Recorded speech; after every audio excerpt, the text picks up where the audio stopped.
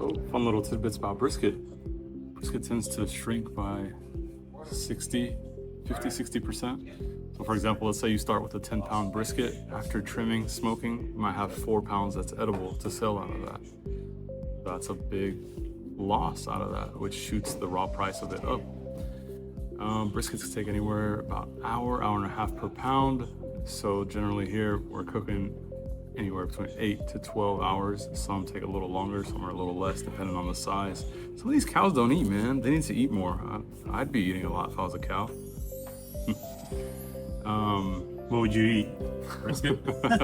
I start on grains and I finish with a grass diet. I don't know, however they do it. I think they feed beef to cows, because I know some people feed like chicken to chickens, like cannibalism in a way, but chickens eat everything. Smaller proteins definitely take much less. Your chicken, turkey breast, chicken breast, pork ribs, much less time on the pit than a brisket. Brisket has to reach about 200 degrees internal temp for that muscle fiber to break down, for it to be palatable. What I mean by palatable is for it to be chewable. If you undercook a brisket, it's too tough, the muscle fibers haven't broken down, you're gonna be chewing for a minute. When brisket is overcooked, it tends to fall apart, similar to pot roast. You don't want that. I'm gonna find that nice middle ground where you can slice it and it'll hold its shape while still being tender.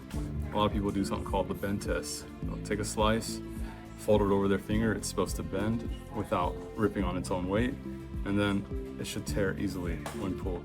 And that's generally a good way to test out some brisket. Not every brisket is gonna end up that way, but you definitely wanna aim to be around there. What can you do to get your meat to be like that? Buy a probe thermometer. Make sure you know the thermometer of your pit. I wouldn't just go by the little gauge on the door. I would buy an oven thermometer that goes in. It's these round gauges that can sit on your rack. That way you're actually seeing the temp on the rack where your meat is.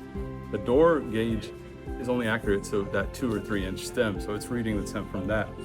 It's not gonna read where your brisket is sitting on the pit. So you want more accurate temp readings. That oven gauge helps. You also want a quick read probe thermometer that you stick in the meat to check. And when you do check the brisket temp, you want to probe it in different spots, because some areas will be done while some need a little longer.